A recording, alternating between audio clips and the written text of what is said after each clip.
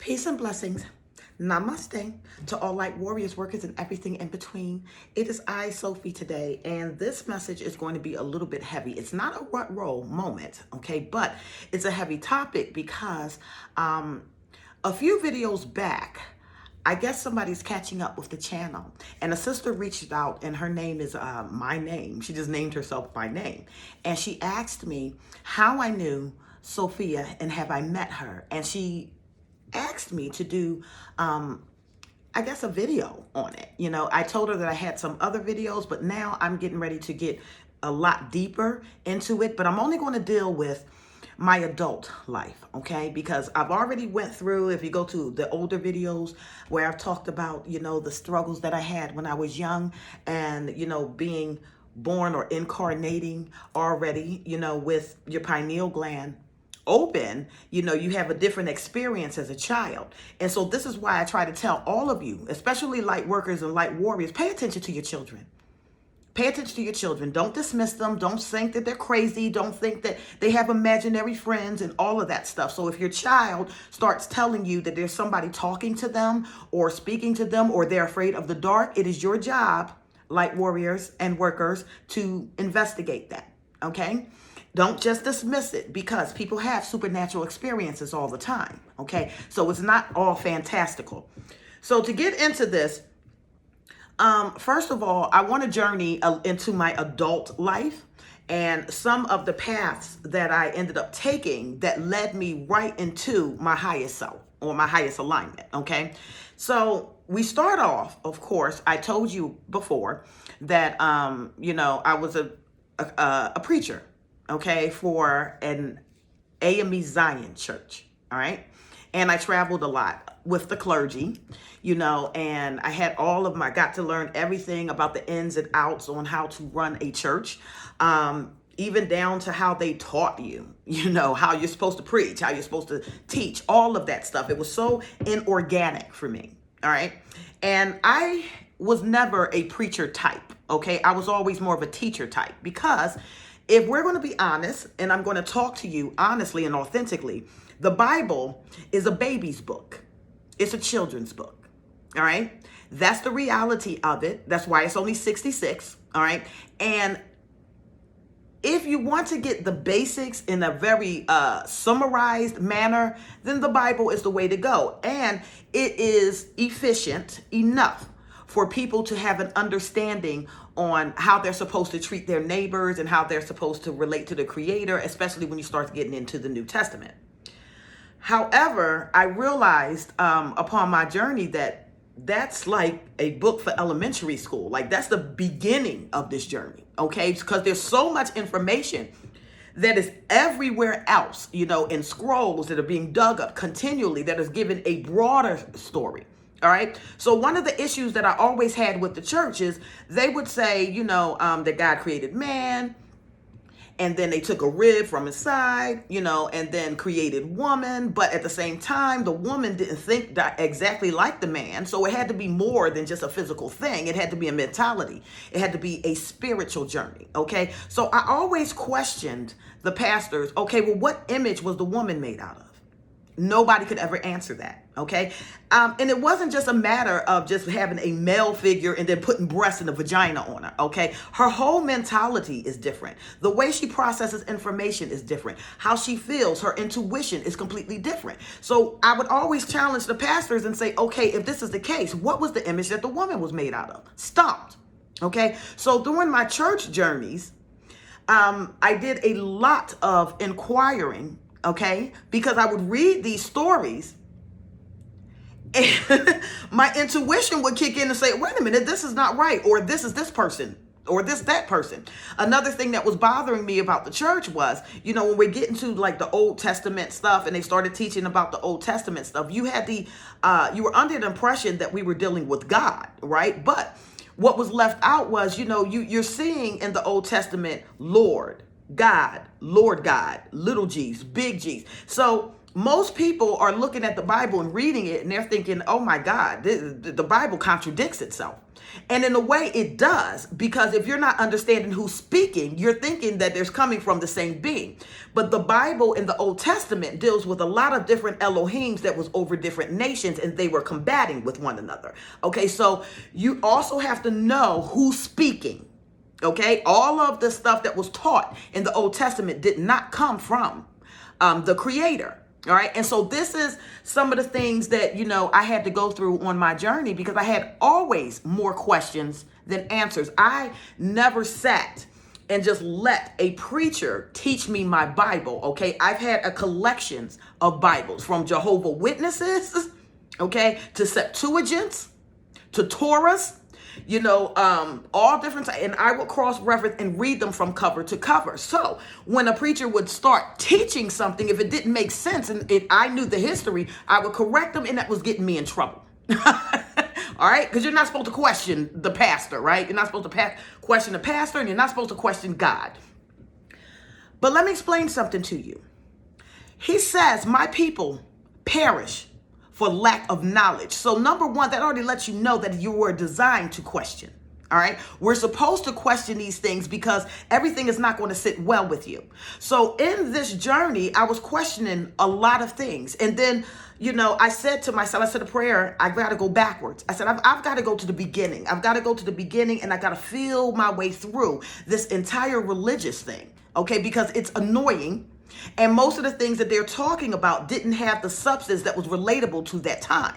So they were taking old concepts, making it applicable now, and they were taking the wrong or the bad concepts and saying that it was correct, but God was correcting these things during this time. So if you don't understand how, these levels work, hierarchy works, how the Elohim work, the Anunnaki, the Pleiadians, all of those are in your Bibles, but it's watered down because it's meant for a child. It's meant for a babe.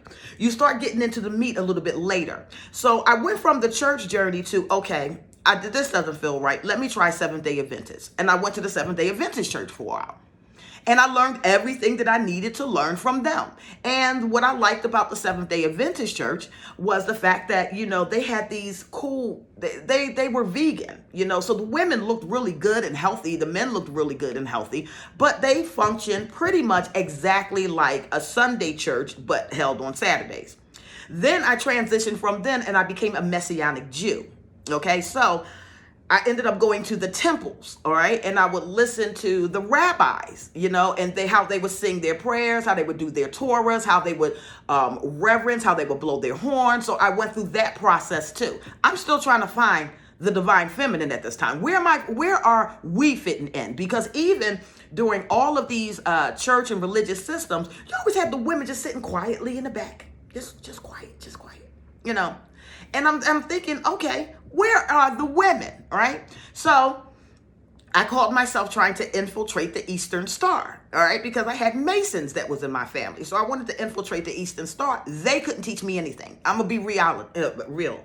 They couldn't teach me anything because whatever the deep sciences was always reserved for the men. So by the time I started talking while I was an Eastern Star, nobody knew what I was talking about, and I was over their heads. And I was like, okay, well, I need to be a Mason then.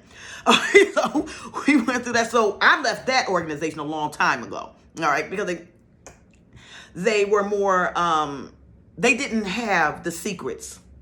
They weren't sharing the secrets. They didn't give that to the women like that. So the Eastern Stars, we did mostly charity work, but I'm okay with charity work. I'm a charitable person, so it doesn't matter, right? So we had that done. So then I left the Messianic Jews and ended up going to the Hebrew Israelites. And that's when I got all woke up, okay? Because they studied that history of Babylon and Hebrew from top to bottom. Not all of the information is correct. I will tell you that, but a lot of it is, okay? Because a lot of those who have went down the Hebrew Israelite path did some very serious studying, and it forces you to do that. So I had spent a couple of years just buried in books, okay?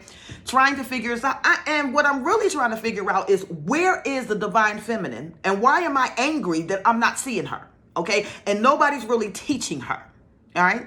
So it was during the phase that I was transitioning from Messianic Jew to Hebrew Israelites that I started coming across some powerful rabbis or teachers or what they consider Kohanes and Kohanets. Okay.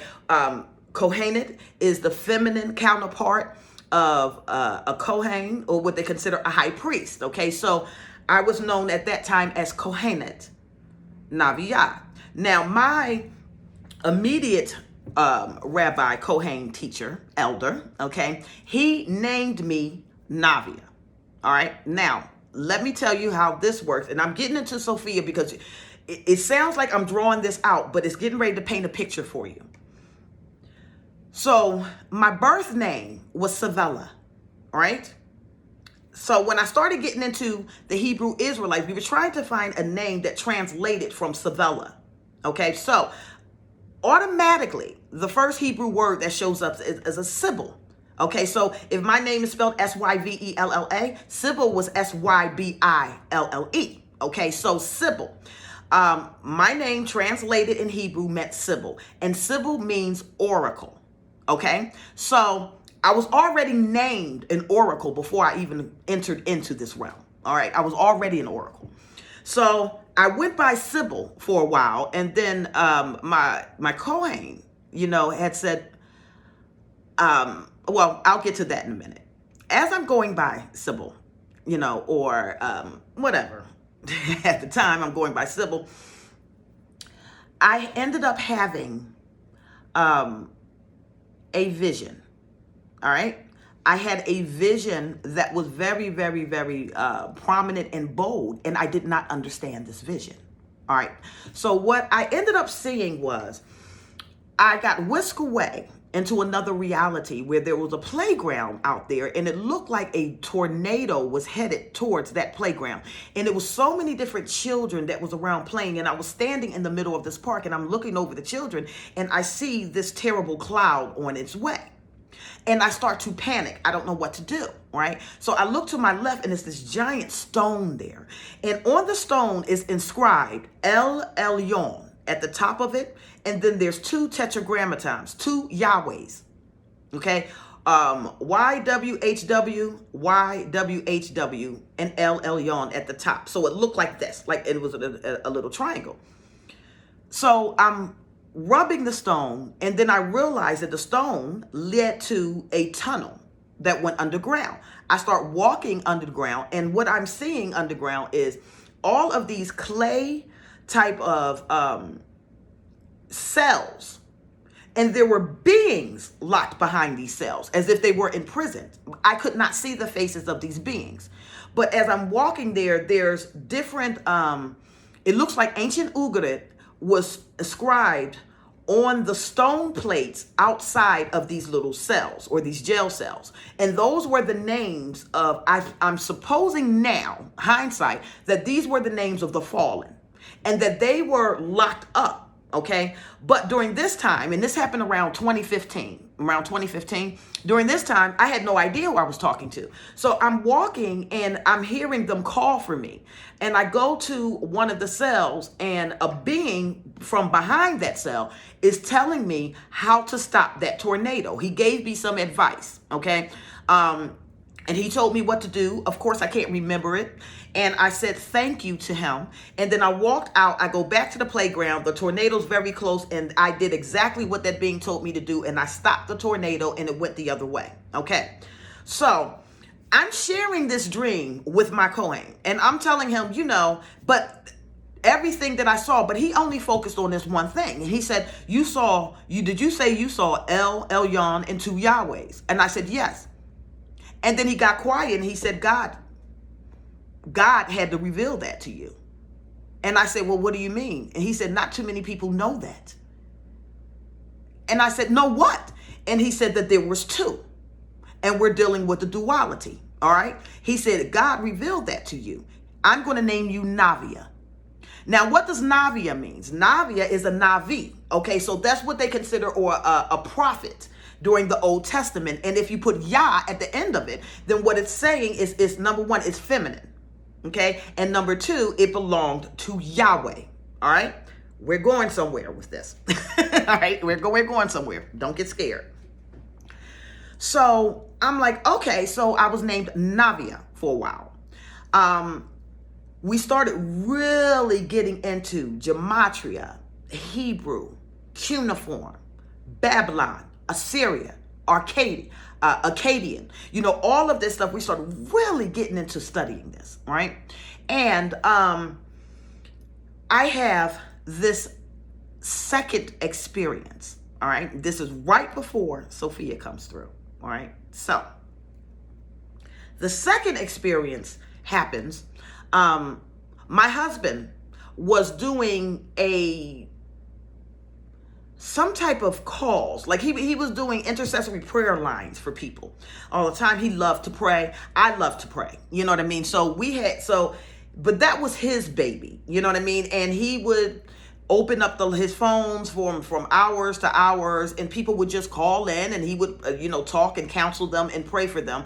And I would be in the other room studying or writing. Okay. I didn't want to get that involved in it. But one time, I could hear in the background that there was a woman crying, or upset about a relationship, about her man or something being with another woman. And I can hear her upset, and I can hear him calling for me. Okay. And he's like, hey, beloved, I need you in here. And I'm like, oh my God, what, because I don't want to talk. I get in there, I go into the room that he's in. The woman is on the speakerphone. Okay. I'm listening to her story, and okay. For you clairvoyants, you ever had somebody ask you for some good advice, and then the images you get are all terrible, like towers falling, but you don't know how to relay that message? So you try to find a way to smooth it around because you want them to remain positive.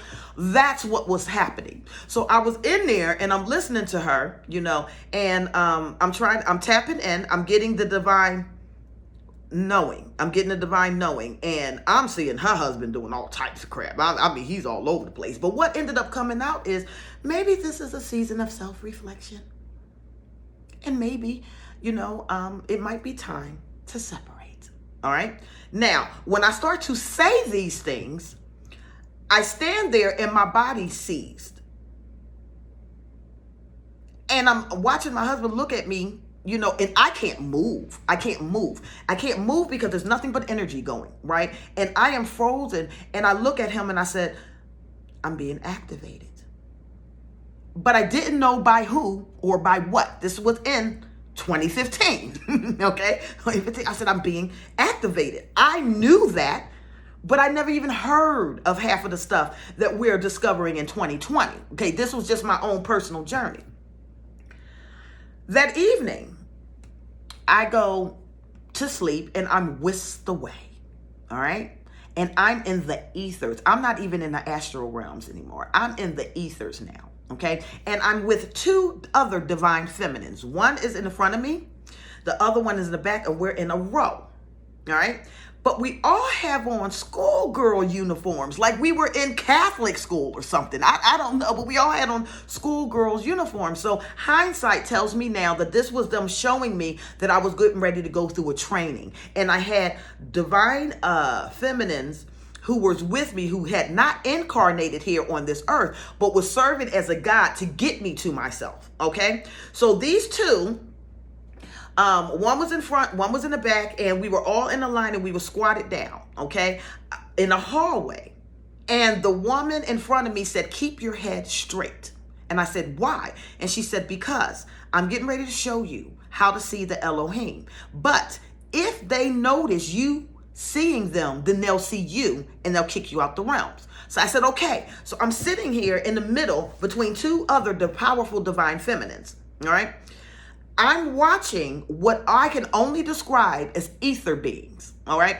So what they look like, they were very, very tall, but they simply look like space, all right? They have an outline of a man, so I thought they were all masculine. They were tall, they were this bluish black, and they had speckles like crystal or stardust, or they were encompassing that, but they had no facial features. They had no skin. They were just pure ether energy with outlines. All right. So I'm watching them walk past. Okay. About 7 of them. Could have been more. And I'm looking at them out the corner of my eyes because I'm remembering that if they see me, I'm going to get in trouble. So after this group of beings walk past, the leader, we starts to walk through a door and we end up outside. We end up outside some kind of way. And it looks like an alley. And down at the end of the street is this big, massive house. And it's all torn up, like it's dilapidated, right? So I start to see 3 of those ether beings start to walk towards us. So remembering what they said, we all froze in place and we kept our heads straight as they started walking towards us in the opposite direction. Well, I couldn't help and I ended up looking. And when I looked over, one of the beings saw me and started walking towards me. Okay. Now, I told you about my childhood. So I suffer from PTSD in the spiritual realms. Okay. Because I've had to fight so much just to be here. So when this being starts walking towards me, my mind automatically goes into combat mode. So I get into a very defensive stance. And I'm getting ready to manifest us the biggest sword that I could possibly hold, my little wrist. You know what I mean? But I'm getting ready to manifest this and I go into a very defensive stance. This being comes over, puts their hand on my shoulder. I tense up and a feminine voice comes out and says, "Tell the world what's going on in my house. Tell the world what my son has done." And I said, okay. Well, 2015, 2016, I had no clue what that meant, right? So I'm on the phone with my elders, all right? And Navia, and I'm getting, Navia, that's Israel because Israel is God's firstborn. So they're talking about Israel. I'm like, that don't quite fit. I called somebody else.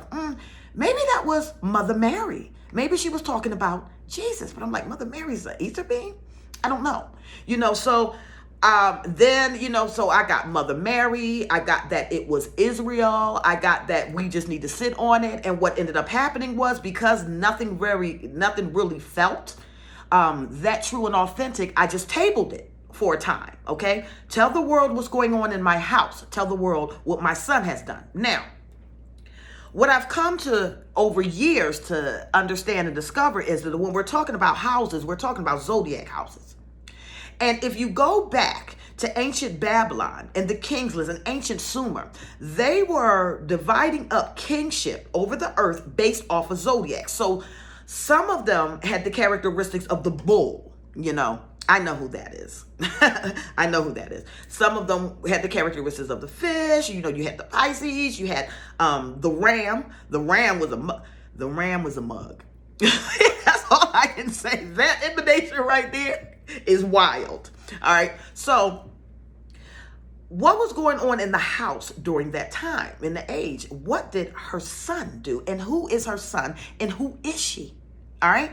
So I tabled that for a little bit and started continuing on with my journey. And I am discovering all types of things. Meanwhile,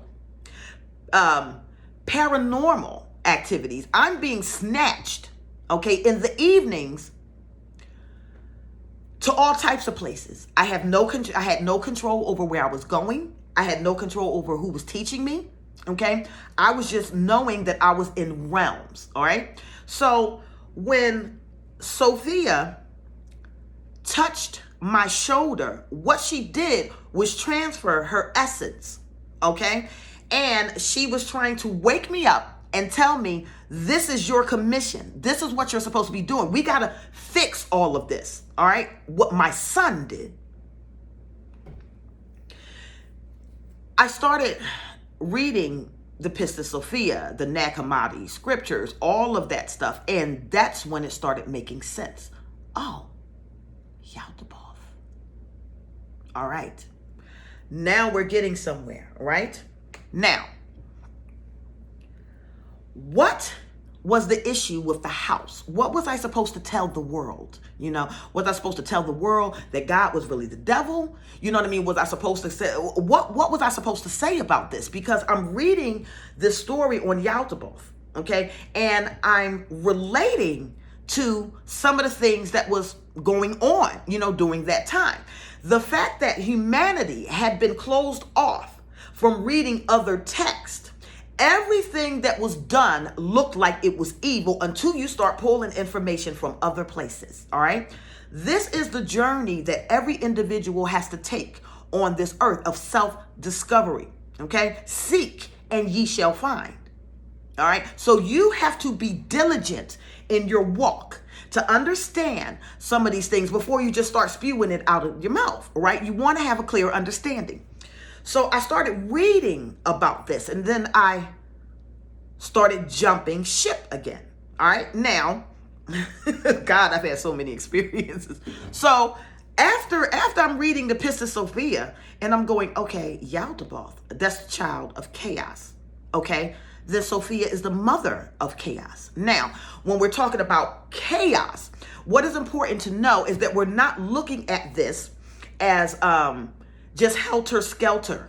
Okay, we're talking about chaos, meaning things are not in order yet. It's not uniform. It has not come into completion. So it just is existing. Okay, so that's when you're talking about in your Bible, when the spirit hovered over the earth and it was just all dull, black and void. Okay, and the spirit had to hover over it. Okay, I'm going to tie this all together because what spirit was hovering over the waters?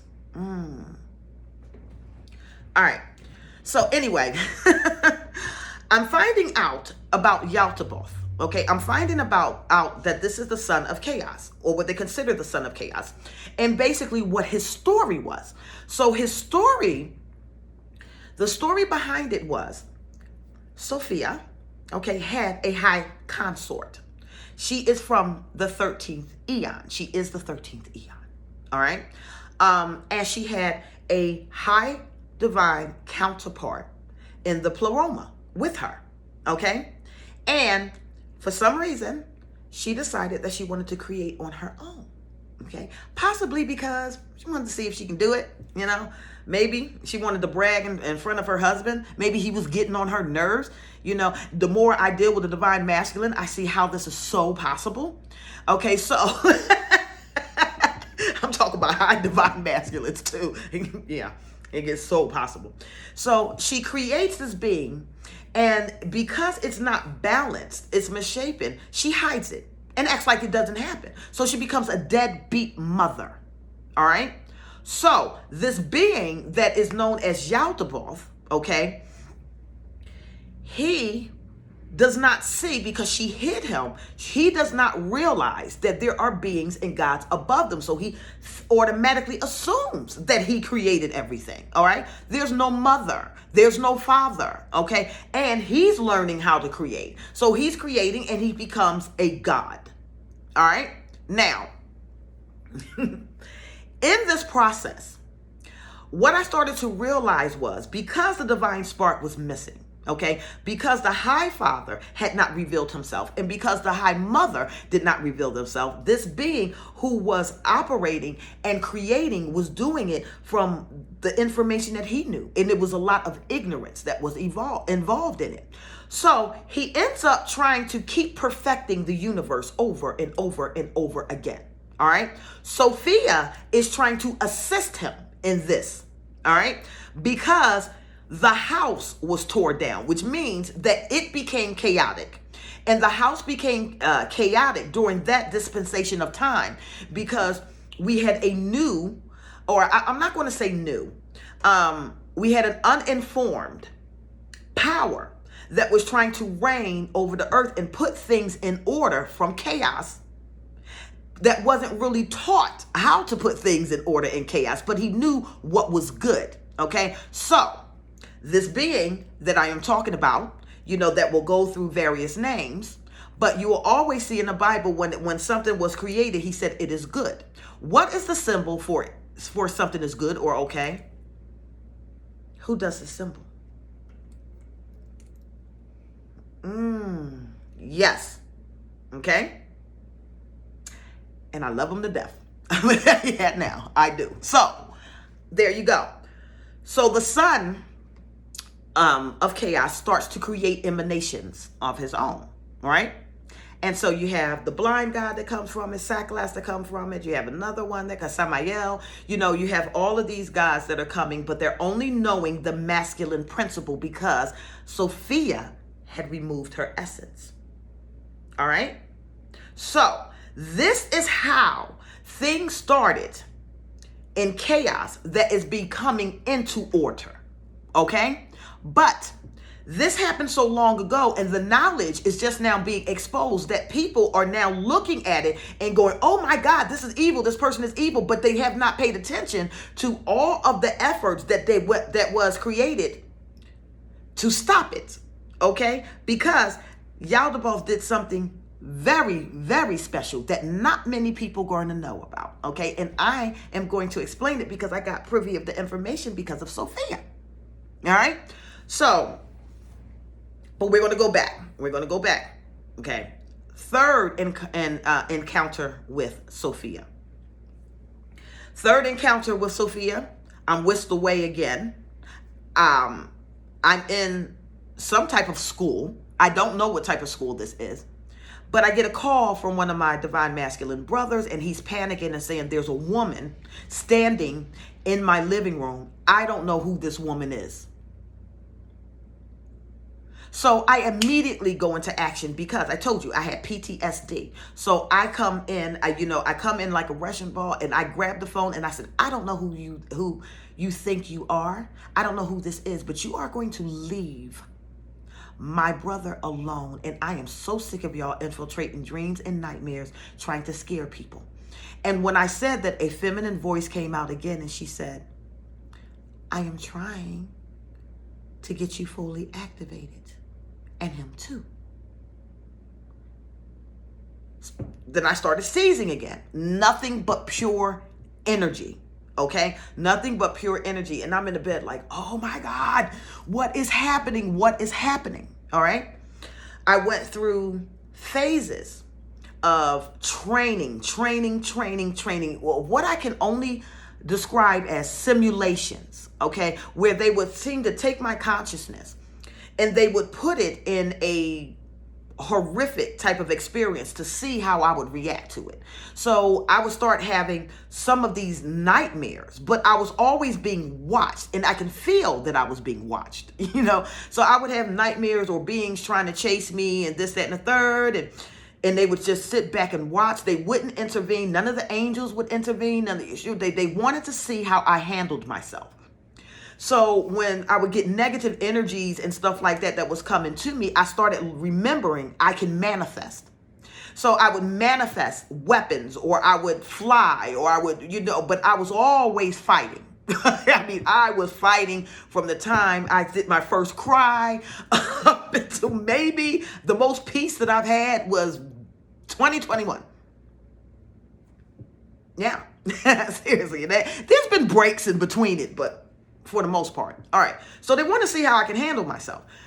So I'm fighting with these beings, dismissing the energy. I'm manipulating water. I'm manipulating fire, earth, so all of this stuff. And I'm getting kudos. Okay. Like, so my brothers and them, they're like, okay, she's ready. She's ready.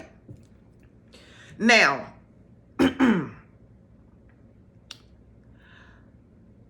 Yaldabaoth, her child, okay, the first emanation from them is literally, when you see the image of Yaldabaoth, okay, and I should have put that in my thumbnail, but I didn't. I might change it. But Yaldabaoth is shown as having the head of a lion, the body of a dragon, okay, and he has crowns or enlightenment around his head. Okay. So right now, what you're looking at is the first beast. Okay. Now, when I say beast, I'm not saying negative and evil. When I say beast, and anytime you see the term beast in your Bibles, you're talking about a conglomerate. Okay. Like a chimera. You're talking about bears, leopards, this, that, the third, all into one being. So Yaldabaoth was that first beast. All right.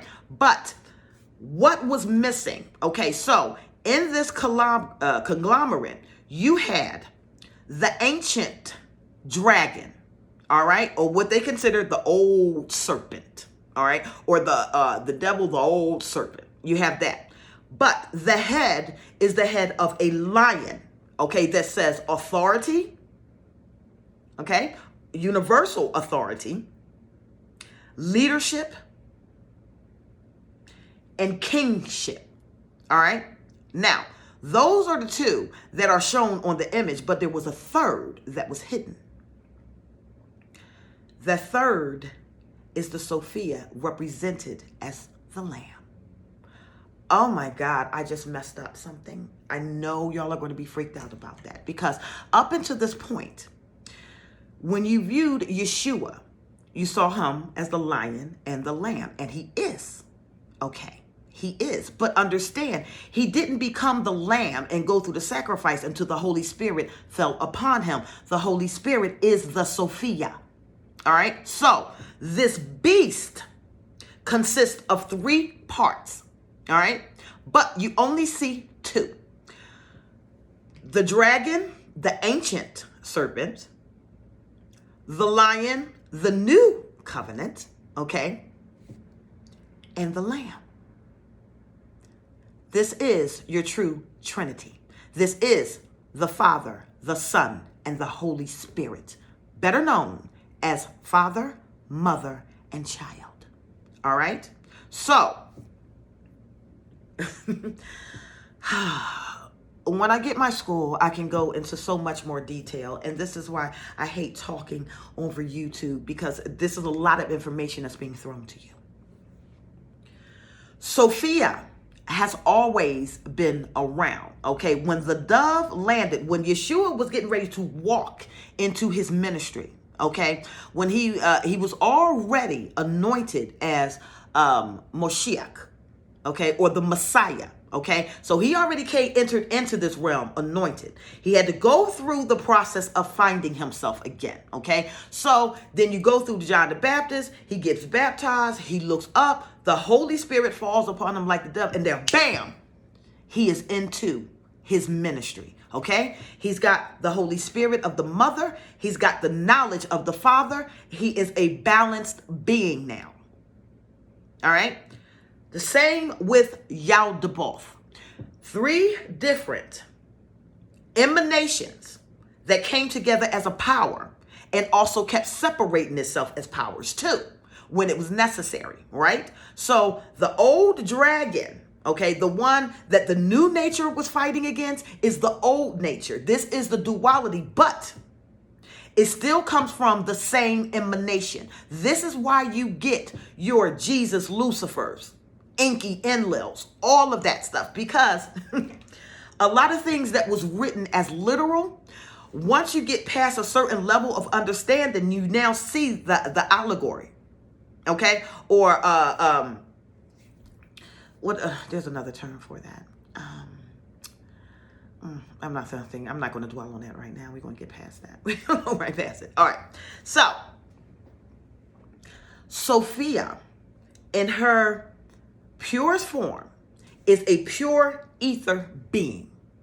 She's all black, sparkly, and she just has an outline form.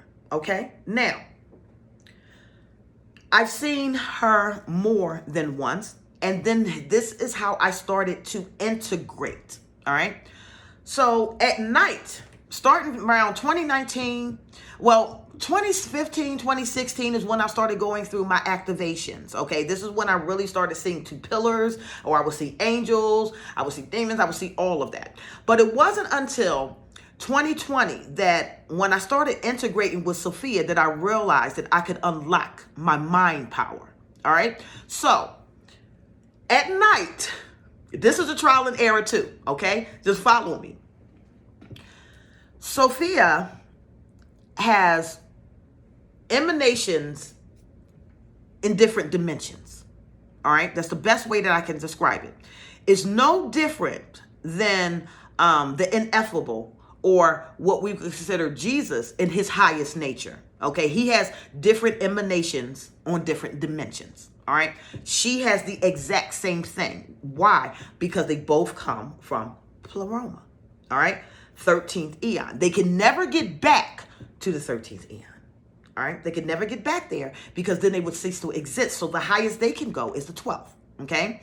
The highest most humans can possibly achieve is the 9th. All right. But, all right. So we're getting back to this. We're not going to keep going. Some humans actually made it past the 9th. I forgot about that. But those are special cases. All right. So in the evening, I started discovering that I can go to the ethers, the astral realms, and the celestial realms at will. Okay. Now, this was based off of what I could visualize and create. And this didn't start happening until Sofia started integrating, all right, and giving me access. So I'm a child, okay, to them, all right? I'm a child to them. We're all babes to them, all right? So to my highest self, she's way more, she's an empress. She's an empress. I mean, that's the best way to put it. Very elegant, very regal, okay? She knows what's going on. She knows what she's talking about. Highly intelligent, a lot of wisdom, and there is a temple that sometimes I go to when I leave this realm. Okay, so I started learning where my spots was. But before I got to that part, I was getting into a lot of trouble. All right. So when I realized that I had integrated with her and I had access now to the heavens, okay, to the celestial realms, to the astral realms, to the ethereal realms. And I see a lot of my brothers and sisters out there. So I'm not the only one that's traveled it like that. You know, they don't remember seeing me, or maybe I don't look the same. I have no idea. Okay, but I do know that I have a dragon form and it is pearl looking. Okay, I have a temple out there and this is a huge temple. And there's 2 silver dragons that stay outside of the temple and they just whine and they just illuminate. And so when I leave this realm and if I go to that temple, the doors is huge. I grow to my size. And when I walk in, there are nothing but thrones in a circle and they're all divine feminine. Isis is there. Hathor is there. Bastet comes and goes as she pleases. Bastet is her own. Bastet is her own thing, okay? But Kuan Yin, Green Tara, like there's a lot of divine feminine that sit in this temple. And we sit in a circle and we discuss and we strategize things, okay? Divine masculine entities and angels are not allowed here. This is just where the divine feminine goes. And this is where we go to talk about what we're going to do with them who are getting on our nerves. All right? Okay. So she has that. So if you're ever in the ethereal realms and you see a white dragon or a huge silver dragon, those are Sophia's. Okay. One of them I named Eros. Eros is a baby. I have a baby dragon too. He's about this big and he looks like the Falcor from the Never Ending Story, but not quite. You know, he just has these floppy ears. And he's got this big grin and he walks like this. Okay. And I was like, wow, I got a pet dragon. Right. So I'm playing with the dragon. The next time I went to the ether realm, Shiva had my dragon. And I was upset. And he kept saying that it was his. And I kept saying that it was mine. And come to find out, it came from the same litter. So he has the same dragon that I have. All right. But it took me about 2 weeks to stop, bitching about that. I thought he stole it. Now, Sofia is considered the dark mother. All right. So I can go 2 routes when I'm in those realms. All right. See, I like when I go and transform and I turn into light body form, then I'm dealing with the light beings there. Okay. But I can also turn to black ether matter. So if I'm going into the darkness, I become the darkness. But I was not allowed access to the darkness until I was able to master my duality. All right. Now, and that took some time. All right. Because what are some of Sophia's emanations? Some of my favorite people. Okay. On the dark side, we had Lilith. Okay. The warrior side, we had Inanna. Inanna is my favorite goddess. Okay. The lighter side, then we have Isis emanations. We have, so these are emanations of Sophia. Now, how did I find out this? All right. I kept telling you, I have recorded all of this stuff because it has to make sense now. So how did I find out that these were all emanations? I came across face to face. People ask me all the time, have you ever really met Jesus? Have you met Yeshua? Have you met? Yes. Yes. Okay. I'm not the only one. Okay. There's many of us out there. Some people get lost and trapped out there. Some people go, I mean, it's a lot going on in the astral realms, and it's both light and dark beings there. So you got to be careful. You know, and they need to know you. And if they know you, they don't bother you. And you can minister to them. You know what I'm saying? But, you know, it's a lot that's going on out there. So, God, where did I go? All right. So she can turn. Okay, so she had these dark emanations too, like Kali. All right. That's her warrior Shakti. That's her fire side. Okay. That's the side that fights. That's the side that will destroy energy. That's the chaotic nature of her. So she is chaos too. All right. But Sophia is more organized chaos than just all types of stuff. I had to learn how to identify with her chaos, which was one of the things that she said to me. You need to learn and identify with my chaos. Okay. My methods of doing things. So I'm trying to figure this out, and I'm realizing that everything is not what it seems. And what looks like is sometimes things are being torn apart is actually because they're building something else simultaneously. Sophia multitasks. All right? Multitask. So there's times where I'm having a hard time getting up in the morning because I'm there mentally. All right? Now, Sophia creates as well. So when I first started learning that I could travel and have access to these places, I started creating. All right. So the first thing that I created, and it's going to sound silly, but if you ever see it, any of you who travel, if you ever see it, you'll probably find me. The first thing that I created was a skating rink. And it had 80s disco music in it. Why? Because you can tell by the way the woman's man. That's me, right? So I'm in the skating ring having a good time.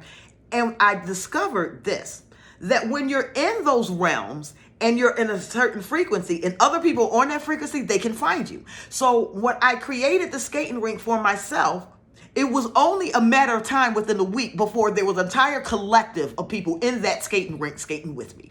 Okay, all in white gowns, having a good time. And then one angel, I know this sounds fantastic. I promise you, this is all truth. One angel was DJing.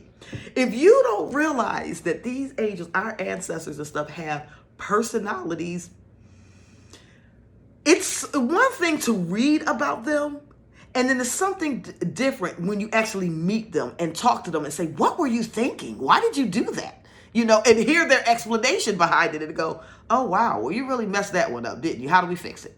Okay. So Sophia is about fixing things. She's fixing, what is she fixing? She's fixing some of the things that her son and others have done wrong here. Okay. But she's not here to do it by herself. Her pair came too. Okay, so he's fixing things too, right? Now, a lot of trial and error. The second thing that I went out there when I realized that I could create was I created this mountain with a gazebo on top of it with all these valleys and purple lily flowers and all of that stuff. Interesting enough, in 2020, those same flowers that I created in the ether realm for myself ended up showing up in my backyard. I took pictures of that and I've shared it. And I'm like, wow, all this purple, my whole backyard was purple in 2020. This is no lie, the entire backyard. And mine, and it was the only one on the block like that. So I created this beautiful mountainside with this gazebo, and it was waterfalls, and it was all of this purple and violet. And I would stay there, because that was my peace at night. And I would just stay there. And then a being would show up and talk to me, most of the time in the astral realms. It would either be one of the angels, one of the archangels will come and talk to me. And Raphael used to do this too. Raphael has one of the best personalities that you will ever meet. He is so fun. He is so fun. And Raphael used to harass me in the Easter realm. If I showed up someplace, he popped up there. What you doing? Are you supposed to be here? Are you supposed to be here? Because I was getting in trouble, okay? This is the truth.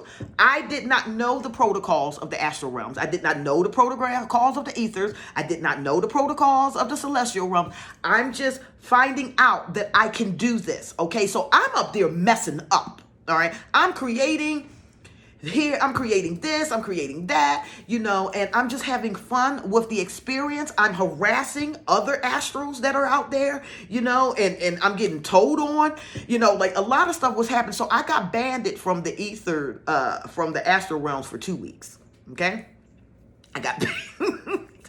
And so when some of my team members would call and be like, okay, what's going on in the ethers? Well, I don't know. They blocked me from getting there because I was getting in trouble. This is how I got in trouble. So because Sofia is a creatrix, all right, she can create a matrix system. She is both light and dark, all right. She is the mother of chaos. She has many forms, all right. I was able to see this and understand this based off of watching Yeshua do the exact same thing. Now, you're going to say, how are you going to tell me that you met Yeshua? First of all, he's not dead. If you can get out of your mind that there was a being that nailed on a cross, that died on a cross, and now he's just dead, then you're wrong, because we all have eternal life. Well, not all. Those of us who are so all have it. We just exist in different dimensions and frequencies. So yes, Yeshua is there. Now, what did I see? How did he teach me this? I saw a being of light. Like we were walking down a garden, like a garden, and it was rows, and it was like the trees, and I was on the right and he was on the left. I did not know that this was Yeshua at the time. I had no idea what being this is. I just saw a being in a white robe with a crown sitting on his head. All right. Now I'm walking parallel to him and we're both facing this way, but he stops and he looks at me. So I stop and look at him. And when we looked at each other, he shapeshift. All right. So he became Ra. He became this. Like he just kept changing forms on me. And then he stopped and he never said a word. And he would look at me again like, do you understand? No. So we would walk again and then he would stop and he would look at me like, give me your attention. And I would look at him like, okay. And then he would shapeshift. He would turn into different beings, angels too. He would turn into angels. He would turn into gods, Egypt, Shiva, like all of that. He could shapeshift like and he was teaching me, what he was trying to show me was I have different emanations or aspects of myself. So do you. So when he was doing that, I'm looking in awe. Then I saw him on a throne doing the exact same thing, okay? And he was shape-shifting, and I looked, and because I was sitting next to him, and I looked at him, and then I looked down at myself, and I started doing it. Like my body was pulsing, and it was taking on different forms. And I said, oh, all right. So these are the original emanations, and these original emanations can take on or create other emanations from the aspects of their personality to reside in different dimensions. Okay, I know this is hard, guys. I am so sorry. I know this is hard. Okay, so Sofia transforms herself as well. All right, and she has all of these different emanations that's just the same way as the ineffable does. He has all of these different informations or aspects of himself that can materialize. And when they materialize, they take on a certain quality and for a specific mission until that mission is done. And then we bring it back into ourselves. All right. So Sophia has the ability to go and deal in the darkness and become the darkness. Now, I learned this by I was up in the ether realms, getting in trouble again. All right. And then all of a sudden I was sucked down into the pits of the earth. Whoo, fast. And I was scared. And it was nothing but darkness in there. And I couldn't see anything. I couldn't hear anything. I couldn't see my hand in front of my face. Ever see a darkness so thick that you could feel it? And all I felt was despair. And I kept looking around and looking around and looking around. And then a being reached down, grabbed me like this, and pulled me out of it. And when I saw him, he was on a cross. I'm not lying. I wish I was. So I said, whoa, where was I? Was I in hell? I think I was, okay? But not in the way that it is described. Where I was nothing but darkness. You know, it was isolation. It was isolation from God. It was isolation from people. And this was during a dark time of my life, okay? And so I was there and I got rescued out of it. More recently, if I go to a place of darkness and I extend my hand, I become the darkness. I learned how to master it and not be afraid of it. So I can pull the darkness into my body. I can also pull the light into my body. Okay? Now, the reason why I'm saying it in this matter is because so many people are afraid of the dark. But 0 point existence is the darkness. Light comes from it, not the other way around. Okay, so when we become the darkness, we become the ether, we become the matter, and that's how we start to create. So when I started learning how to become one with the darkness, also one with the light, then I was able to have access to other realms. Now I'm no longer allowed in the astral realms. What happened that got me kicked out? I'm going to tell you. Because I was a babe, and I'm running around and I'm trying to figure out Sophia. I'm trying to figure out who I am, you know, and I'm going around and I'm creating. And, here's another thing that Sofia does, okay, along with her brothers. Now, I told you that Yaldabaoth was created dragon, okay, old dragon, new lion, okay, and the lamb, all right? So, there's way more to this character than what is being written about because he has the ability to isolate himself, okay? And if he stays in his dark dragon form, that's when you get the devil, all right? That's what you consider the devil. But what the devil really is from his standpoint is very, very pious, very, very strict. Get it together or get out of here, okay? The lion and the lamb are the more open and relaxed state of the same power, okay? So the gentleness of the lamb or the dove, and then you still had the might and the leadership skills of the lion mixed with the lamb that gives him a heart now, okay? And so now you see why the sacrifice was made, all right? But it's not what you're thinking anyway. I'm out in the ether realm. I come across a red door. There's dogs around this door. They're sniffing, and I'm walking very boldly to it until I started getting scared. And then this panic started hitting here. And I'm like, I'm in trouble. Now, the reason why I was in trouble was because when I got to a certain spot, I could no longer stop myself and to turn around and go back. I was being drawn into this dark dimension. All right. And I could not stop myself from going. And I'm pulling like this. And the next thing I know, I feel a snatch in the back of my collar and they pull me out. I turn around. Who's standing there? Yeshua, crowned, looking at me like, what are you doing? He then summons Michael. All right. He summons Michael. Michael comes down. Okay. And he comes down like this, okay, and lands. You know, he's got his sword. He's got these wings. You know, he's humongous.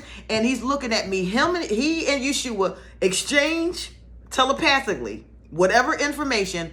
Michael nods his head and snatches me and starts locking me up at night. All right. This is no this is no joke, and it looked like a ship. I can't tell exactly where I was, all right? But when I started going out to the astral realm and getting in trouble and creating and trying and being nosy and being in places that I wasn't, and if it wasn't for Yeshua snatching me, I probably would have got lost in a very dark dimension. I would have. So from that moment on, he summoned Archangel Michael. When Michael comes now, they're talking. He takes me and he puts me in this room. Okay, this room there's beings in this room. They are in robes. Okay, a lot of high technology and crystals are in this room. But there's this bed there. It looks like some type of chamber. You know, it's a bed that's got a glass covering on it and lights that's in it. And when you want to open it, you have to push this button and it goes like that, and you lay in it and it closes. Michael kept me in that bed all night for weeks, okay? Because I was getting in trouble. So during the first time I would go out to the astral realms, they would monitor me as long as I would get in trouble. At a certain time, every single night, Michael came, got me, threw me in that bed, and closed the room and stood outside, guard the room, and wouldn't let me out. Would not let me out that room. I'm crying for Jesus. I'm crying for everybody. I couldn't get out, you know. And Michael, he was very serious about it. All right.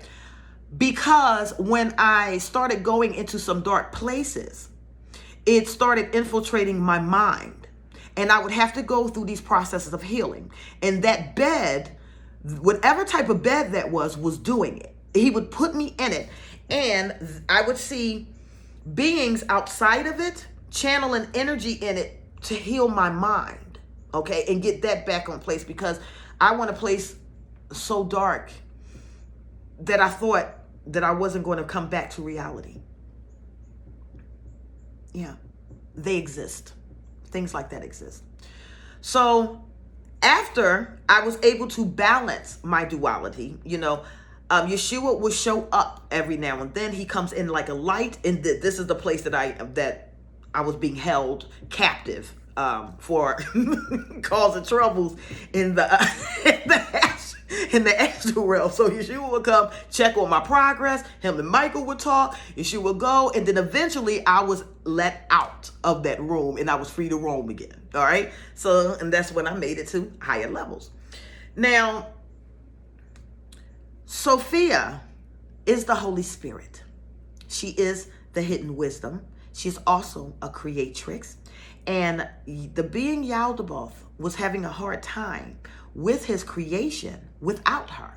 What you don't realize is we've all been designed to balance one another. Okay, so he could create beautiful universes. Okay, but when it came down to people, he couldn't give them life. Sophia has to give him life, the living water. So when you hear Yeshua say things like the living water or the water of life, he is referring to his mother. This thing has been blown so far out of the water that people just don't understand. All right. And it's so hard for me to try to explain these things unless you have these type of experiences, because I come across like a cuckoo bird. All right.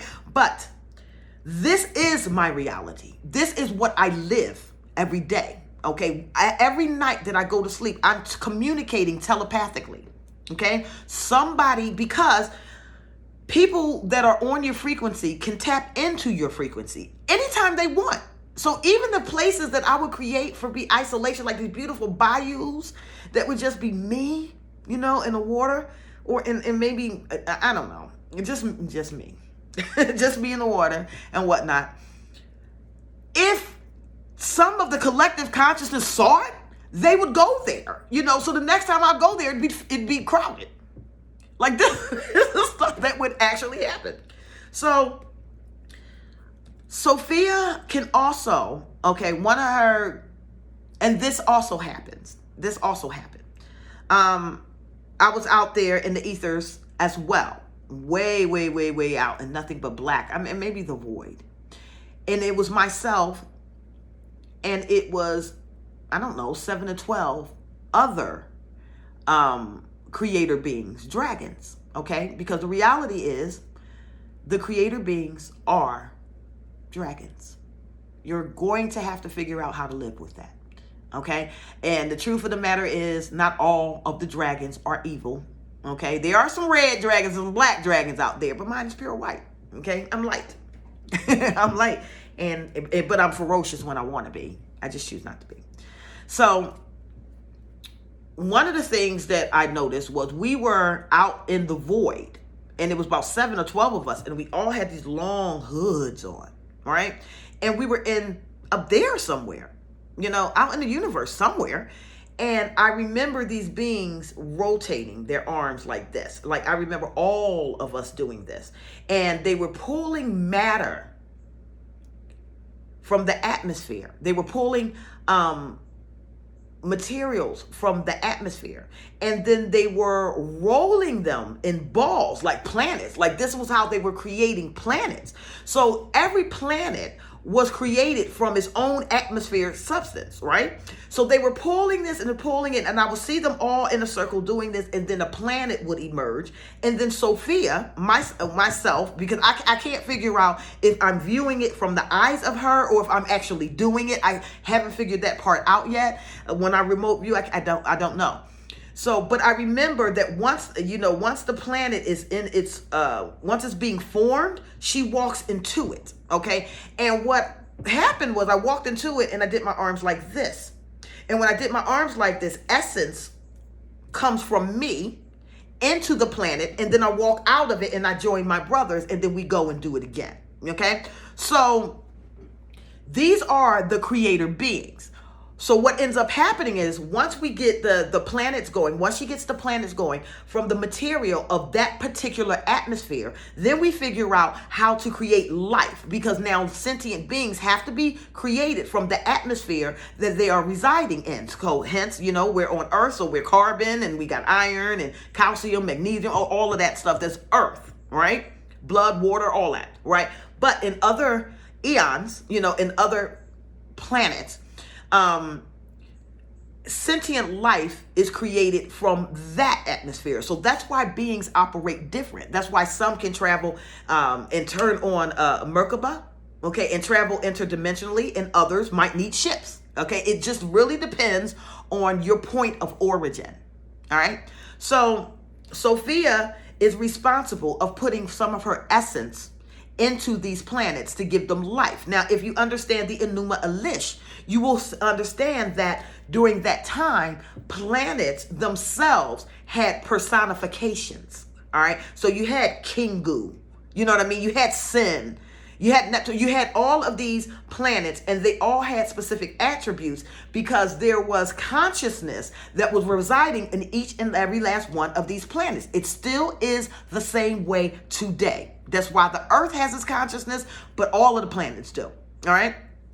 So Sofia, she helps create these planets as well. All right. And helps with the giving of life. The male principle, okay, of the Aeon Sophia is what puts things in order. The female principle is just doing the creating. Okay. So if she gets to start creating stuff, all right, it becomes chaos.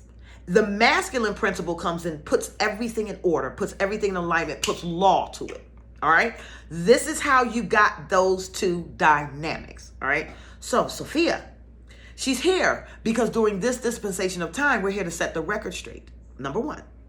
Number two, we're also here to start teaching the new earth, the new ways. All right. Now, there was a plan already in action for the new earth. It's in a Bible that is called the Owaspi. All right. If you read the Owaspi and you read the Cosmon era, you will start to see the era that you are headed into, what it was designed to do, and you'll see everything around it. And then it'll start, some of the things that I'm saying to you will start to make sense. All right. So the new earth plan, okay, they borrowed some from the old, we borrowed some from the new, we got things pretty much to a comfort level where all beings should have the ability to express not only their free will, but they have the ability to communicate with angels and I was going to say demons, Lord, angels and deities of their choice. Okay, and each and every one of these angels or deities, if they were of the old vanguard that had people worshiping them, their job is to direct them back to the Creator. Okay, so we're here cleaning the energy of the earth, getting rid of everything that does not serve the best interests of the people. And we have restructured what the new age was supposed to look like. All right. Now, many of us are here teaching these things. Now, OWASPE, OASPHE.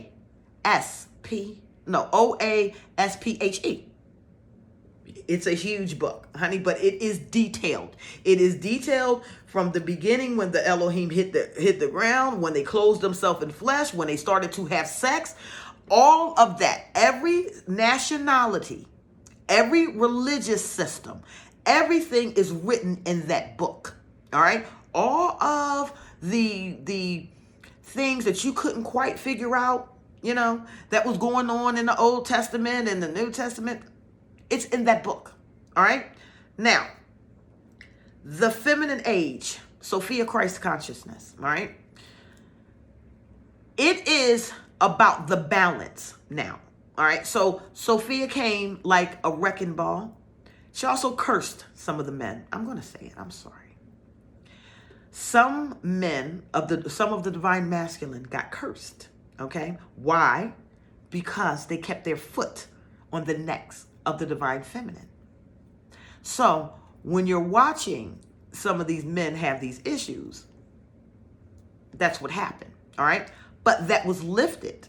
All right. So now she's balancing back with her pair. Okay. Because basically what should happen is during the new age, you're going to have the balance of the divine masculine, the balance of the divine feminine. When they come together, they become completion of the child understanding. And every person has the ability to do this. We balance ourselves first individually, okay? The left and right brain, masculine and feminine principles. Then when we unite in our divine pairing, we also balance that way, okay? So we're trying to get these principles of understanding. I went through in 2020 the most painful experience of my life. I've never cried so much. And the reason why I never cried so much is, number one, I'm not really a crier. I just don't. It takes a lot to get me there, But if you had my type of upbringing, you would understand. It takes a lot to get me upset. Most of the time, if I'm crying, my heart is broken. All right? Now, in 2020, I cried more than I probably have in my entire life. And the reason why is because I had to go back and clear out so much karma. Oh, I got in so much trouble. And I'm not only clearing the karma of me, but of my family too, by teaching them and getting them to understand what we did wrong and what we need to do right. Okay? Sophia, it was Sophia's idea to allow the same beings that caused the problems to fix it. So, these are beings that are outside of the 144,000. These are they who are ancient, okay? These ancients that are leading and waking up the 144,000 and who are teaching and doing this, they're dealing with their own karma too, all right? That's something that might not be shared, but that's the reality of it, all right? So there is 144,000. There is a great multitude, but you also have the Elohim here who have been here and who keeps coming back here, clearing their karma, recreating, and Sophia is part of that process. I saw, oh my God. I saw beings in the underworld. And I was there ministering to them too. You need to read The Descent of Inanna. It is an archetype of the divine feminine. When you read Inanna's Descent, what you see is a woman that has to strip herself to get to the underworld to save the love of her life. But as she's going down there, she has to remove the crown. She removes earrings. She removes jewelry. She removes her dress until she is naked in front of the elders. A lot of this happened to many of us divine feminines. That's something that I'm going to teach in school. We'll break all of that down. But for those of you who want to know who Sophia is, she is a creatrix. She is the original. Okay? She is the mother of chaos. She has powerful dragon energy, but she can shapeshift. She has her own heaven, own place where she goes. And I go there with the rest of the divine feminine. We hang out there and we have a good time in unity and love and peace and respect. Okay? She is the dark mother. She was known, her brothers didn't recognize her when she came here because of her color. There is something very rich about melanin. Melanin keeps you connected to the ethers. This is why a lot of black people will walk around and say that they were gods because they could tap in so much easier because of their melanin, see? And this is what got black people in trouble too, because there was a time where they ran the earth. Melanated beings ran the earth. The Moors, the Egyptians, Mansa Musa, all of them, okay? They ran the earth and they enslaved other beings, so karma had to come back to us. But since the karma came back and was gone, now we're entering into the age of fairness and equality for all. But Sophia says her brothers stripped her from her crown when she was Inanna. They did. When she was the queen of heaven, they took her crown from her and took her power. Sophia is pure energy and pure creation power and pure love. And her brothers took advantage of that situation and used all of her power until she became darker and darker and darker. And she kept crying out to go home. When she saw the mystery of her name on the vesture of Jesus, she knew that that was her way out.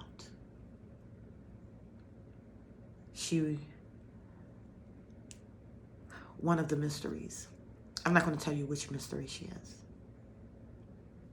but she's one of the mysteries. And she's regal, she's strong, she's powerful, but she's jovial. She laughs a lot, okay? And she's been strategically moving me around, and I didn't know that either, okay? I thought it was God. It was her. She has been around for a long time with me, and she's the one that was moving things around and taking things from me and getting me to focus, because her mission was, I need you now. You got to wake up. You've got to wake up. You've got to get out of this energy. You've got to wake up. So I have more experiences with her, but this video is just way too long. So I hope that helps answer some of your questions. I know it's not going to answer all of them, but there'll be a time for this and a time for that. I am Sophie. I love you all. Bye.